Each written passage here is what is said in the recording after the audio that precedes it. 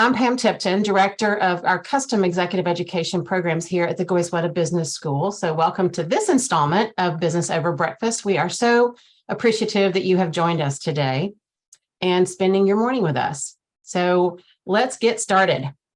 In a world where anyone with access to social media account can be highly networked and essentially act as a journalist, and everyone with a cell phone is essentially a videographer, and even basic level access to open AI tools can result in deep fake imaging, voiceovers, and storylines.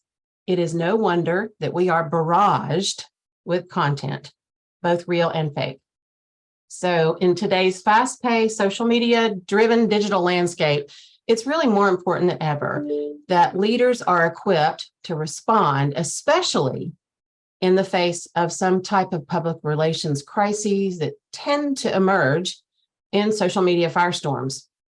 So with current issues running the gamut between product failures and financial shell games to sexual misconduct and other ethical related misbehaviors, how might leadership teams who are often caught off guard by these social media firestorms best equip themselves? So to explore this topic with us today is Associate Professor Rajiv Garg. Rajiv is a member of our Information Systems and Operations Management faculty team here at the Business School and recently received not one, but 2 Distinguished Teaching Awards. So congratulations, Rajiv. His research spans a broad set of interests, and I'm only going to touch on a few of those, from AI enablement and governance, leveraging data to drive business value, to the impact of gender diversity in responding to crisis. So together with his colleagues, he recently completed a study analyzing the firestorms of several dozen Fortune 100 and Fortune 500 companies, including Nike, P&G, Walgreens. And the study unveiled some new insights on how the composition of leadership teams really affected the company's response and therefore public sentiment. Rajiv will spend about the next 35 minutes sharing his insights, followed by Q&A. So if you'll use the Q&A box as always, we'll get to as many of those questions as we can, and Rajiv is very happy to answer questions throughout, so feel free to pop those questions in. But before I hand it over to Rajiv, I wanted to highlight just a few things. Some of these Nicola mentioned our last Business Over Breakfast. So registration is now open for our MBA level fall courses. We call them our extended learning courses, where you'll be sitting in the classroom with our MBA students, and these courses are available for credit. And importantly, we are super excited that the registration is open for our Executive Women's Leadership Program. I'll be talking a little bit more about that at the close of the webinar. So with that, Rajiv, thank you so much for being with us this morning, and I'll hand it over to you. Thanks, Pam, and thanks for having me. This is a very exciting morning, and I'm really excited about this research, to respond or not to respond, where we look at the composition of top management teams in the Fortune 100 corporations and see how those companies responded to the social media crisis. So like Pam was saying, the social media crisis, it just takes a little fanning of a very small negative sentiment on the social media these days to make it a firestorm. But before we talk more about the results of what we found, what exactly is a social media firestorm? So when a brand, social media firestorm is a brand crisis where a lot of different people articulate on their own about a brand and usually express strong negative emotions. Now, when people start talking about this, in highly negative way, and they sort of spread this information, this sort of sentiment on the social media, it spreads much faster to a very large audience. Taking an example, a tweet by our past President Trump, sorry, next slide. Talking about General Motors, that tweet attracted almost 70,000 engagements over the 4 days. It created a huge negative sentiment on social media. Next, I'm gonna click, please. So you can see the trend that the consumers started talking negatively about General Motors and why they're not able to comply, or and how they're going to handle this crisis. Now, the reason for why we care about social media crisis is because the social media increases the severity and complexity of managing any crisis in today's world. It increases the severity because of the speed and reach of our audience on social media. I mean, you create a tweet, it can quickly go to your 100,000 to 1 million followers, right? And a lot of those people, if they see, they can actually further amplify that spread and reach of those tweets, of those sentiments. And all of the negative events on social media are potential crisis. A lot of times, even positive. A company tries to do something more positive, but people perceive this as negative, and it could also lead to potential crisis as well. And in addition, because we are so embedded in social media, companies are able to quickly reach us with marketing, with their own product launches, product drops. Consumers feel when we're connected with our companies, we want to engage with them directly. So as a result, in case of a crisis, these same consumers want to engage, want firms to engage with them directly, tell them that they were wrong, tell them how they're going to fix, as if they're communicating with individual users on these social media. So social media, as a result, damages brand perceptions. Social media reduces the firm's market value. And we have seen that poor management response can actually increase firestorm severity. So we have to respond to the social media to connect to the consumers, but at the same time, we have to manage it well. Before I now go further into this, I want to get a sense of what you all think about responding to a crisis. So here's a tweet that Burger King UK posted in March 2021 on Twitter. If you are a consumer who's looking, a follower for Burger King, who sees this tweet, would you respond positively or negatively? And if you can, please go to the link, paulev.com/RA-GAR280 to post your or select your responses, or you can text it to the number. So I can see how you all are responding. I can show you a bar chart.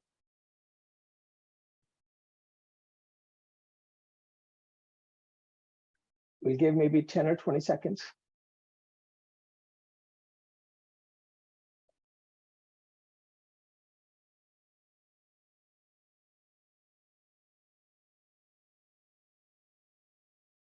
I'm seeing a few responses come in, Rajiv. Okay. There we go. Oh, interesting. Do you want to? Sure. Let's look at the responses.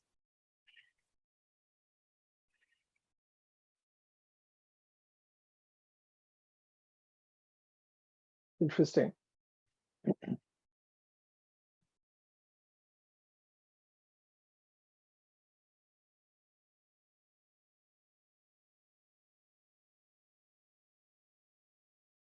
A little bit surprising. That is a very interesting distribution. I mean, more split between yes and no. No being very. Oh, there you go now. No, so when I'm saying respond, so respond as a customer, like you see that tweet, would you say something to your to Burger King that you actually are upset about the tweet, or you're not? Like you won't say anything, you'll see it, you'll ignore it, or maybe do something else. You've also got some interesting responses in the chat, yes. Rajiv. Yeah, I see. I mean, I'm assuming this is coming during the business hours. So let's go back to the slide. And so what we saw is that when Burger King created that tweet, next slide, please. We saw about 80,000 retweets, 86,000 quotes and mostly were negative, right? So people were very upset about that comment. Now, I wanted to go back to the same link again and now try a different answer, right? So now, I mean, you said that you will respond or not respond as a customer, but now you're the executive of Burger King, and you see that the consumers are being very negative. You have 80,000 tweets in 2 days. What would you do? Would you respond now? Would you clarify your viewpoint? You would delete the tweet, or you won't do anything, which is a lot of times our sort of a policy that not fan the fire, right? Because if we start clarifying things, maybe people will get more negative. So if you go back to the same link, the poll ev.com/Ragar280, you should be able to see a second question, or if you refresh the page, you'll see a second question. Will you respond as a company?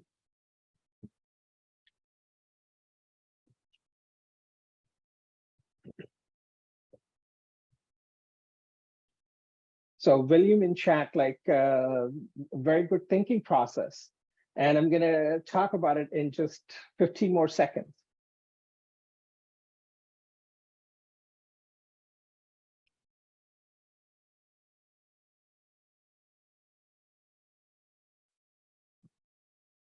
All right, so clarify the viewpoint.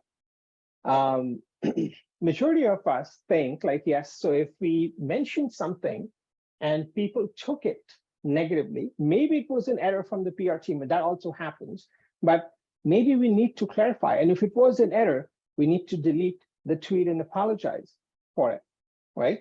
So if you go back to the next, I'm gonna go to the next slide. Burger King clarified that when they said women belong in the kitchen, they meant commercial kitchen. They said in commercial kitchen, there's only 20% of chefs that are women. 80% is dominated by men. So Burger King created a scholarship for women to pursue their culinary dreams. And that is the reason they were saying women belong in the kitchen, in commercial kitchen, right?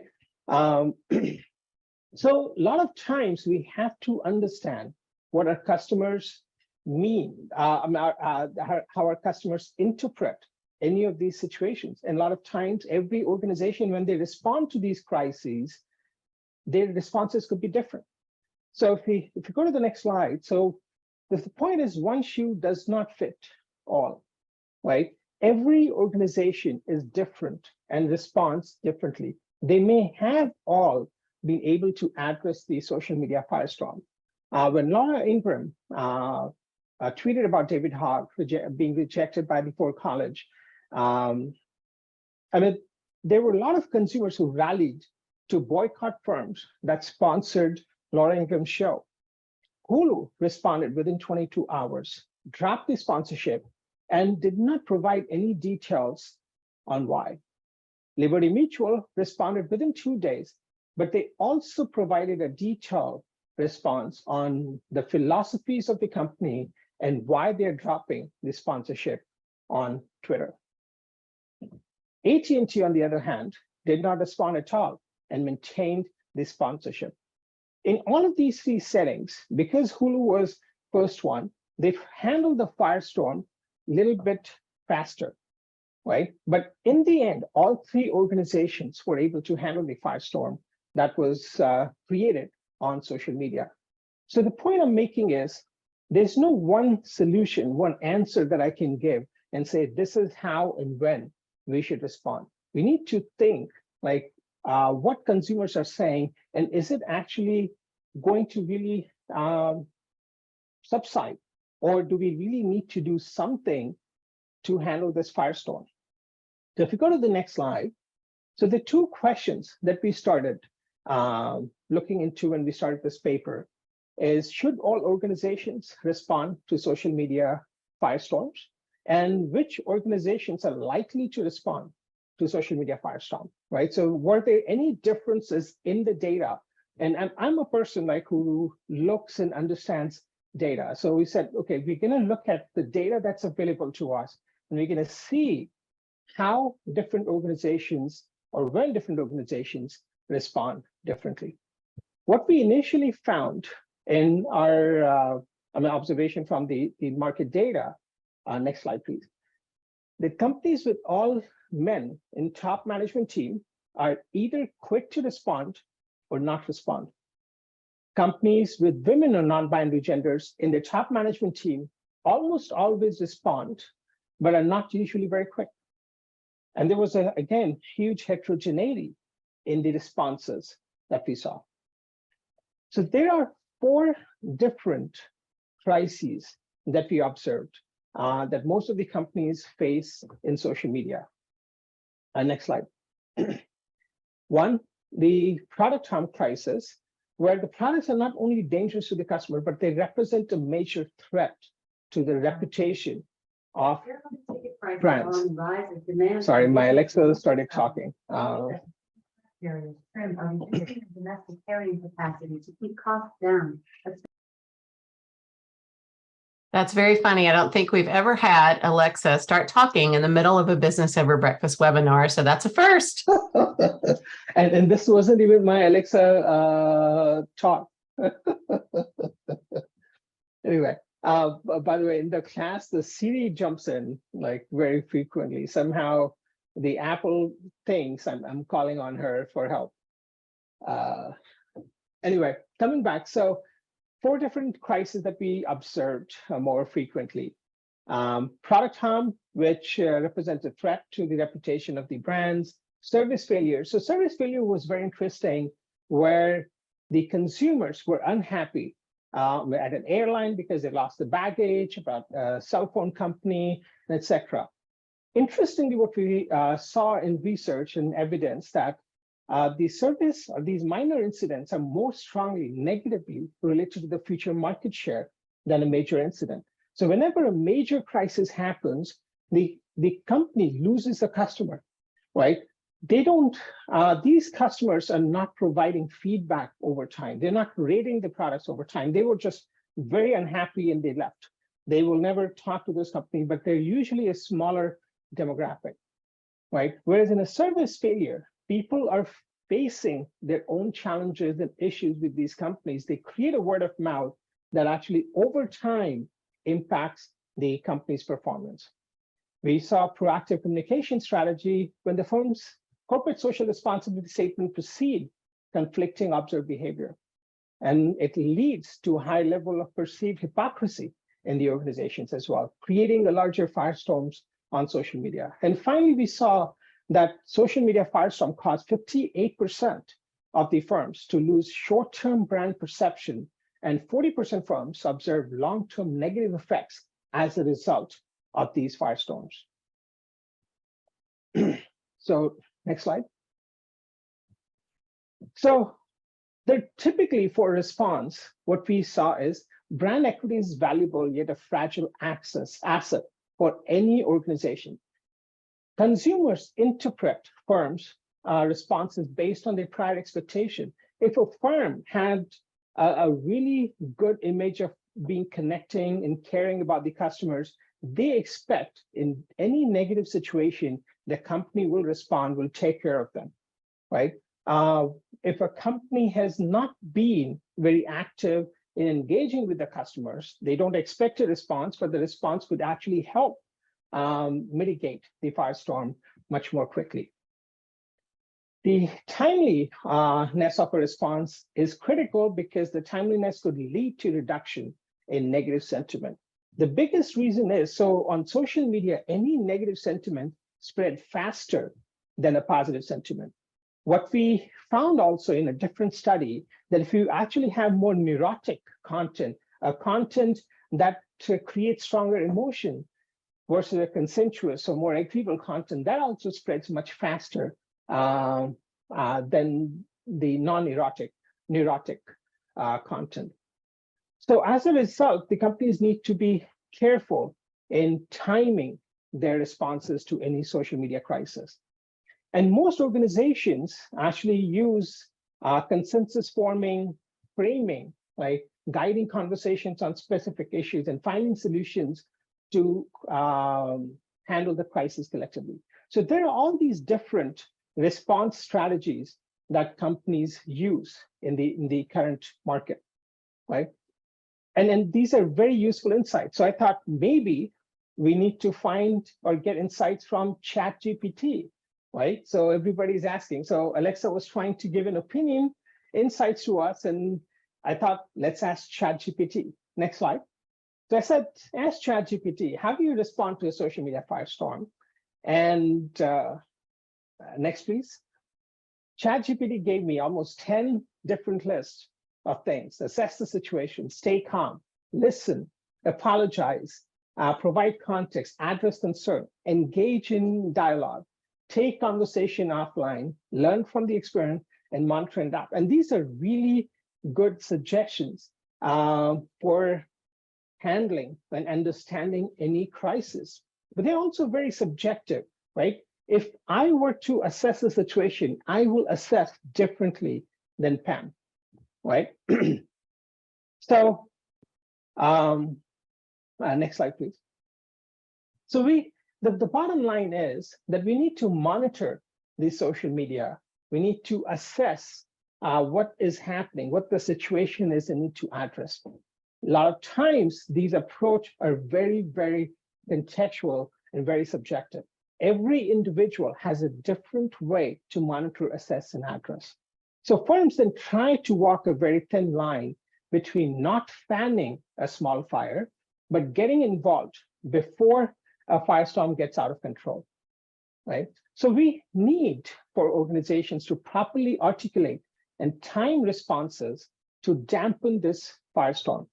A lot of times the poor management can actually fuel them as well. So we have to be careful. And this brings us to our key strategy, or the question in this paper. How do we create this properly articulated and well-timed response? Next slide. Hey, Reggie, before we move forward, there's a question that I thought you might want to answer right now. And Gary asks, how do you assess if it is truly a crisis versus people just sharing opinions and thoughts? That's an excellent question.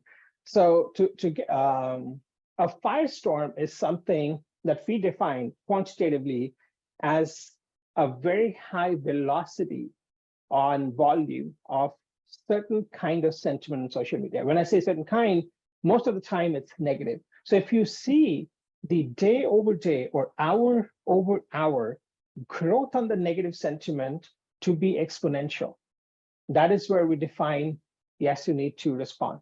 Most of the customers, so when I say growth, because if customers are having a dialogue, they're sharing their opinions around something, you won't see a negative sentiment growth that is that fast. Most of the time, there will be some initial spike, but it's going to settle down. And so as a result, the rate of change of the volume and intensity of negative tweets is going to slow down, right? A lot of times, but we need to build those tools that keeps tracking of these sentiments on an hourly or daily basis. The moment a spike happens, we need to listen, right? What are consumers talking about? Are they upset at something? And this is where the issue is. If they are upset at something, we need to think, discuss, and this is where I'm going to go, that identify, should we respond and when we should respond.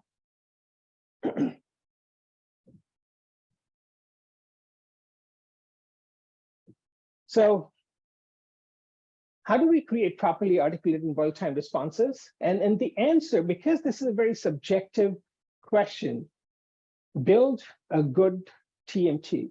Develop a TMT, the top management team, to enable walking the fine line between not fanning the fire at all or responding before the firestorm gets out of control. Because TMTs are responsible for building shareholder value and managing risks that threaten any corporate value.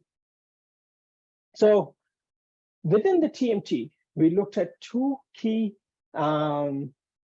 members within the TMT. One, the CMOs. Next slide, please.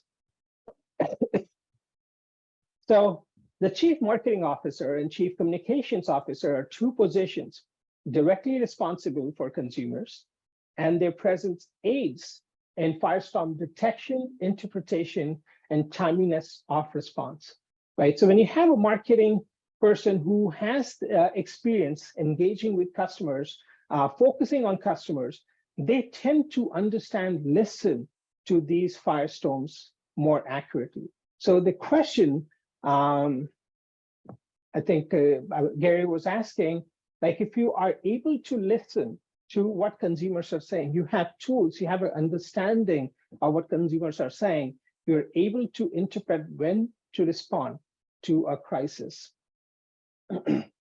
Next slide.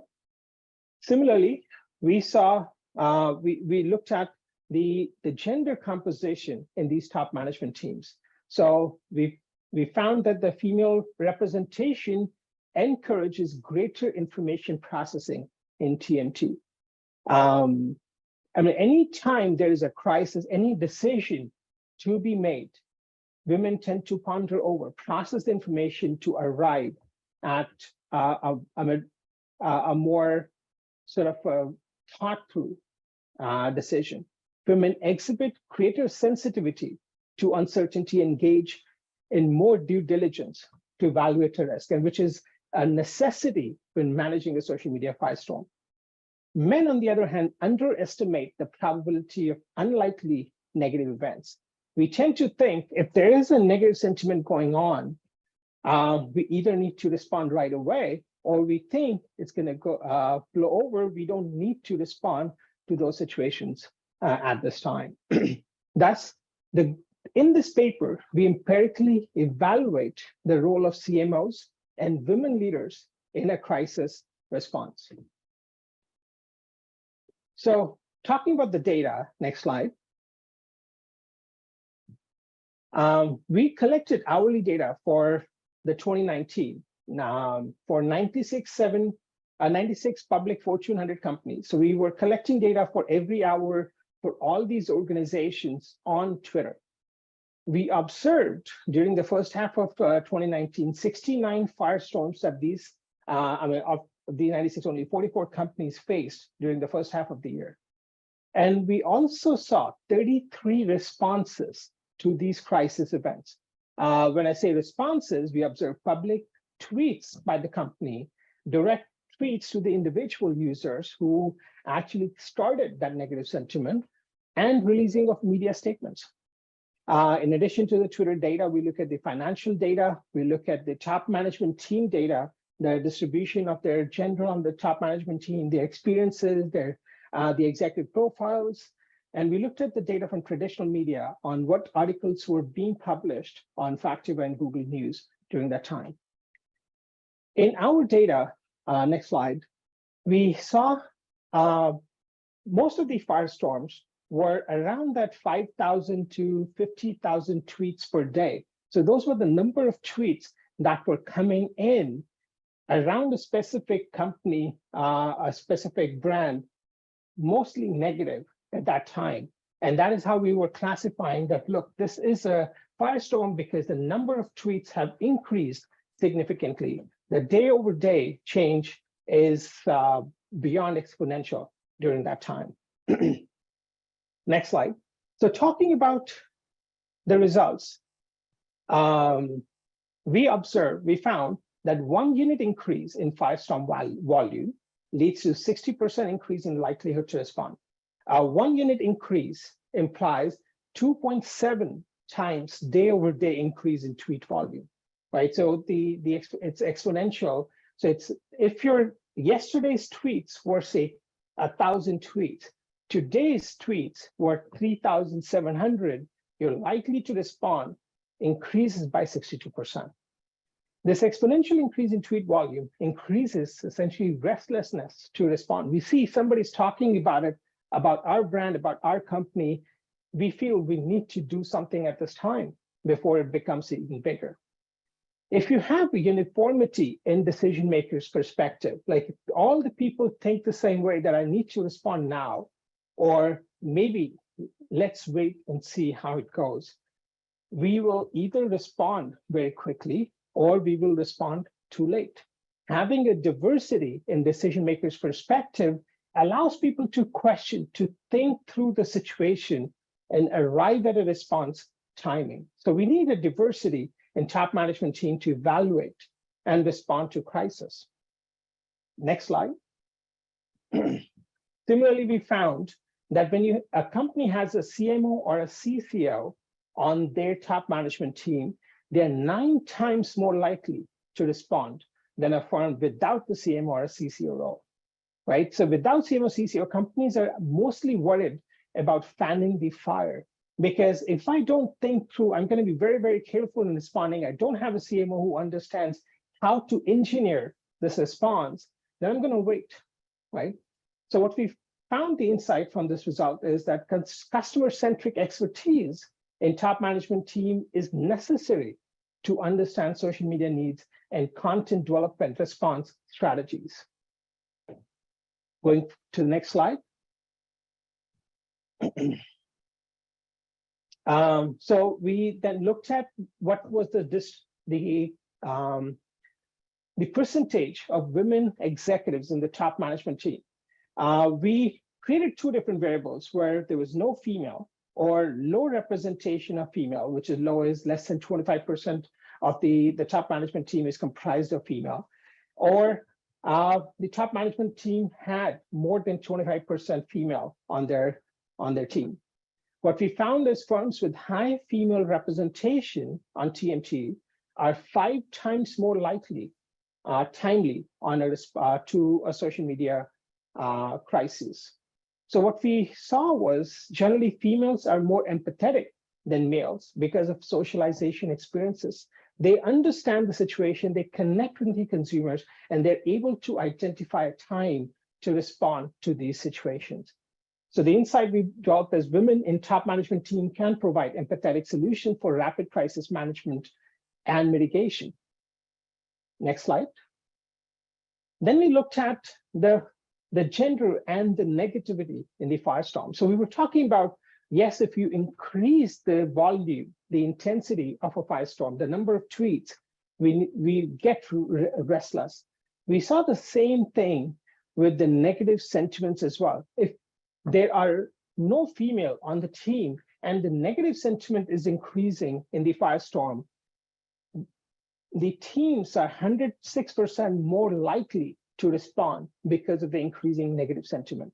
Whereas if it's a woman, like a larger percentage, not larger, more than 25% women on the team, with the increasing negative sentiment, women actually hold and to respond. There is a 0.2% likelihood reduction of responding when the negative sentiments are increasing, and which tells us that they are actually thinking through, doing due diligence on why the negativity is increasing before responding. So women in TMT are likely to be more conscientious and careful towards creating a response to an increasingly negative crisis. So what we found overall in the study is we need diversity on TMT to discuss situation, to understand different perspectives to arrive at a time and response to a crisis. We need customer-centric expertise to monitor, listen, and engineer our response. We need women on TMT to show empathy, be consensuous to the people's negativity on social media. And overall, we need a culture of learning and innovation on our teams to understand our audience, right? So maybe we need some analytic solutions that just keeps track of this, the tweet data, what kind of negative sentiment people are talking about, what are they concerned about? Is it a product failure? Is it a service failure? Is it something else happening on social media at this time? So I'm going to again ask another poll or another question. Here's another situation that Kroger faced. Next slide, please. Where the misguided teens accused of shoplifting at Kroger say they were racially profiled, right? And this became a big deal, very negative, sort of a firestorm for Kroger in 2019, one of our data. Would you respond to this crisis? So again, same link, same page. And let's see, if you refresh, you should be able to see the page.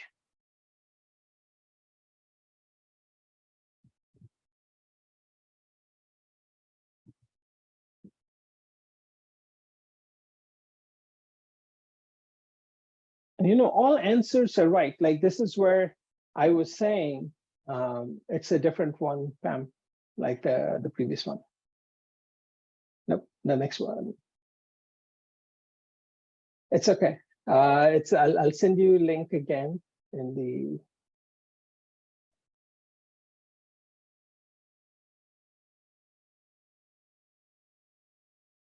So I'll share the result that I'm seeing. So majority says publish an apology, followed by do not respond, and followed by clarify your viewpoint. If you go to the next slide, Kroger actually published an apology saying that we're taking this complaint very seriously and are currently investigating this matter.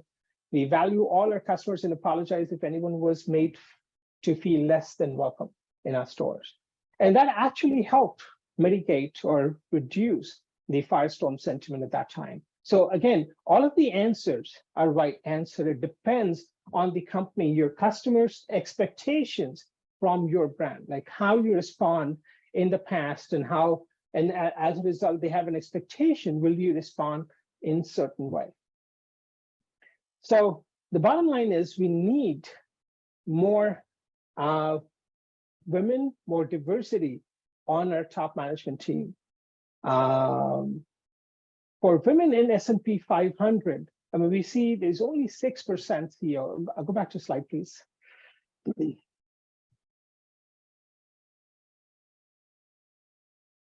There's 6% women in that are CEOs. 11% are top earner, 30% have board seats, and only 26% are executive or senior level officers in any organization. This is the next slide, Pam. So with that, the closing comment, diversity in TMT enriches decision-making, next slide, in times of crisis and encourages a culture of innovation. So thank you so much.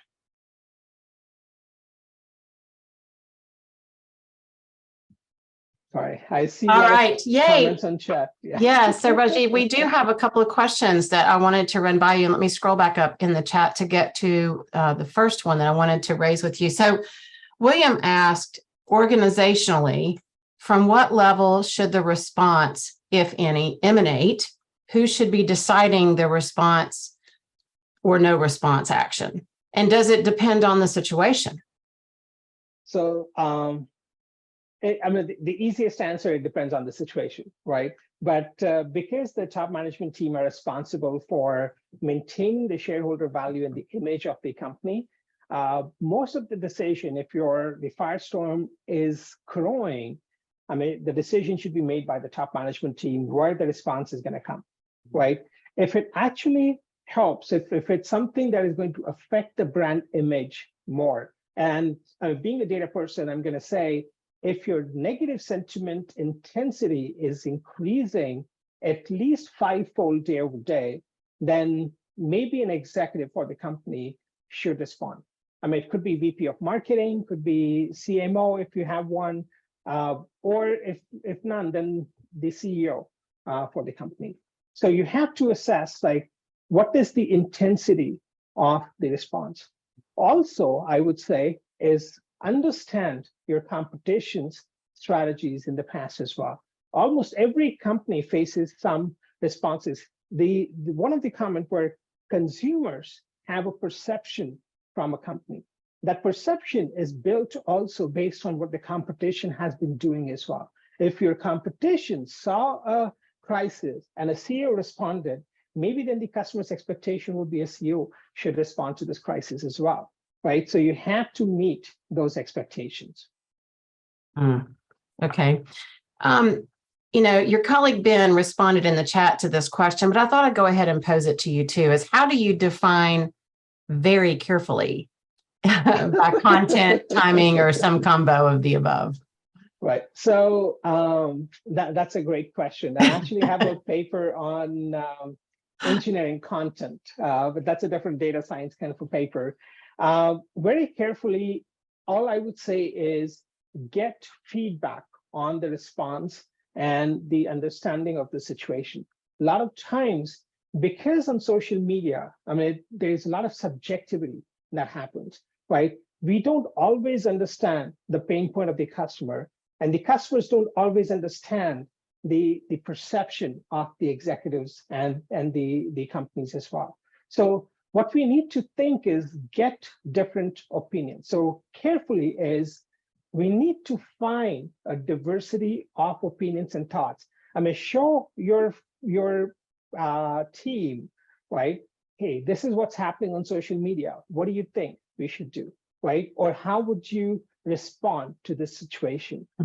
So get those kind of feedback, but quickly, right? So this is where I'm saying carefully is, I mean, if you start collecting feedback, you can collect feedback from 100 people and it'll take a week to respond. By that time, it's huge to hurt you in the long term, right? But you can't say, look, I'm going to be done in 15 minutes or 30 minutes or an hour, right? You got to think, plant the seed in your team and say, think about it. Let's meet by the end of the day, and we're going to create a response to this crisis. Yeah, that's good. I love that advice. So I've got another question that got sent via chat. Is there a metric a company can use to know what a social media when a social media storm is brewing? The best metric is watch the trend in the tweet volume and the negative sentiment volume. Right now, there are tools available. I mean, like if you have any data scientists on the team, they can write a very small piece of code very quickly, like within an hour, that can measure the sentiment that's happening on social media, like Twitter or Facebook.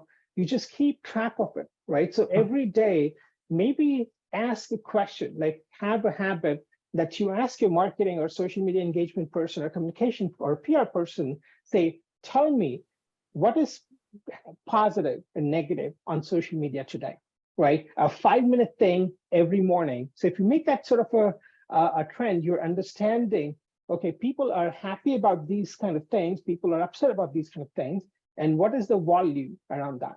So you're essentially looking at volume, because on social media, if it spreads, starts spreading, it goes like a wildfire, right? Yeah. There are going to be single instances where I mean, nobody will say anything. Nobody, I'm like, maybe it's just one customer who was unhappy. He or she tweeted, but people are not picking it up because that person maybe does not have followers, or maybe nobody who has a lot of followers actually liked on it at that point. But people come to those social media platforms at different times during the week. So it could start at any time, but just keep track of what your volume change is on any day.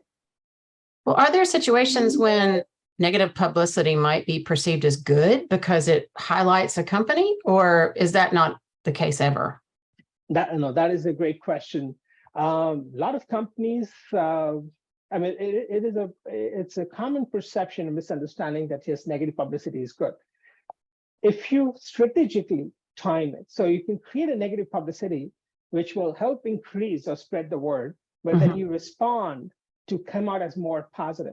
But it's a very risky game that you're playing, right? You're saying because the negative word of mouth spreads faster, I'm going to create something around a situation which will help me gain more visibility. But at the same time, I have a plan on how to address it and come out as a positive, because social media firestorm has consistently shown that they hurt the firm negatively in the long term because of impacting its brand image, right? So you have to be careful on on sort of that fine line again there. Okay. So we had an interesting question come in, and that is, what if the response to an event is not necessarily on social media, but comes in via phone call or phone calls? Do you have any, did your research touch on that at all? Or do you have any insight about that, how you differentiate essentially spam type calls from a genuine customer concern?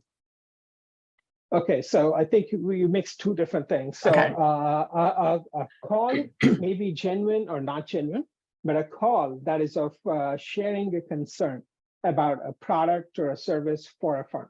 So I'll split this in two parts. There's research that shows that when customers call the company and they're not satisfied, perfectly satisfied by the response, they go online, right? So if customers are calling about a situation, maybe there are 5 customers call about a situation, and they're not very happy with the communication with the customer service agent, they are very likely to go online. And if they create a negative sentiment online, because the phone call is a traditional way, it does not create the firestorm because it does not spread very easily, right? There are only 2 people who are listening to each other one-on-one. But if they posted the same thing because they weren't happy on social media, they're saying, I faced this situation, this product is horrible, etc., and I contacted customer service, they did nothing, right? That could lead to a firestorm. So watching like what is happening on your phone lines is useful because customers who are unhappy are very highly likely to go online to share their comments and concerns. That's a really important thing to keep in mind, right? Yes. To actually respond timely to those callers. So your colleague, and that's the easiest one. Yeah, that's true. That's kind of one-on-one rather than all the way out there to the world. That's true. So, I think this is a key question that your colleague Ben has posted to the chat, and that is, how might you pre-position and prepare influencers with your company as first responders to dampen negatives before they essentially rise up to become a firestorm? That's an excellent point. If you actually have influencers that are on board, they understand your perspective, they could be, help you mitigate those firestorms more effectively because they have a large number of followers. Like when a company has to share their own perspective, clarifying the situation, respond, right? And like we were saying, so every customer perceives a response very subjectively, very differently. An executive's response to a situation, and then they're interpreting it in a positive or negative way. But if an influencer says the same thing, then it's a third party in some ways that is actually responding or providing clarification of what might be going on. And we have seen that whenever these influencers respond to these firestorms in a positive way, they reduce the severity of these firestorms. They don't take it away, but they reduce the severity. So it's like these influencers are sort of a natural rain over the firestorm, which will dull it for a time, but it's still going on. So somebody has to come in and really extinguish the firestorm on social media. But then the job becomes so much more easier because people are not as negative. Oh, that makes sense. I've got one last question that came in to the panelists via chat. And that is, we see a lot of influencers these days that are making significant revenue from their social media channels. Do they face the same social media firestorms? Do they also lose their image value like Fortune 100 firms do? And that's an awesome question. Actually, I have a research on that as well. So it's also online. Like if you go to my page, you will find the cost of social misconduct. So what we found is when these influencers themselves engage in any kind of misconduct or any situation, they do get hurt, impacted in the short term. What we estimated was the influencers lose about $4,000 to $5,000 of revenue per week. These are big influencers, like having hundreds of thousands of followers or millions of followers, right? So they lose the revenue because they get lower viewership, but also the same thing we saw for these corporate firestorm, they have a long-term negative impact as well because they lose the followers, not just the short-term viewers for their channel, but the followers also start going away, which causes a long-term negative effect for these influencers as well. Yeah. Yeah, that does And- make an awful lot of Yeah, sense. and what we saw was some specific types of apology actually help mitigate these responses. So for them, we actually looked at the facial expressions during apologies, the length of apologies, and those kind of things. So you're welcome to look at the paper. Go to my webpage and get the paper. Well, Rajiv, you'll have to stick your webpage in the chat. Thank you so much for sharing the insights that you gained from this research. We love having you on Business Over Breakfast, and congrats again on your Distinguished Teaching Awards. I'm going to share just a few things about what is coming up next for Business Over Breakfast before we sign off for today. So coming up in June, our next session is with Dan McCarthy and measuring and creating value through customer lifetime value. And then on June the 15th, we have some special guests that will be coming to talk about retention and engagement in a brave new post-COVID-ish world, since we're not really post-COVID. And as I mentioned at the front end of our webinar, we do have some really interesting upcoming courses available that are MBA level credit-bearing courses, as well as our Executive Women's Leadership Program. You can check these out on our website or contact my colleague, Tammy Long, for more information. But I wanted to tell you a little bit more about our Executive Women's Program before we sign off for today.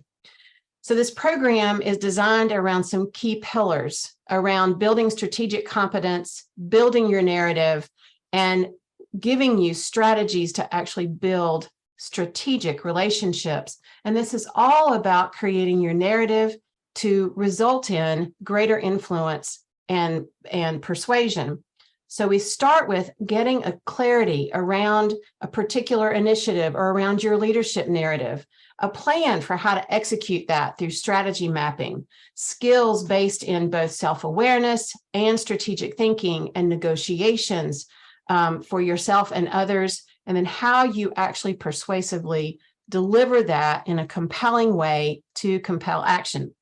So if you are interested at all, reach out. We're happy to answer more any questions you might have about that particular program. It is in hybrid format and kicks off in August over about a 6-week period. So some in person, some virtual sessions, lots of engagement with our faculty, and a lot of experiential applied learning. So we thank you for joining us today. We look forward to seeing you in June for our next Business Over Breakfast sessions, and we hope you have a great rest of your day. Rajiv, thank you again for being with us today. Thank you, Pam. Thank you, everyone, for joining.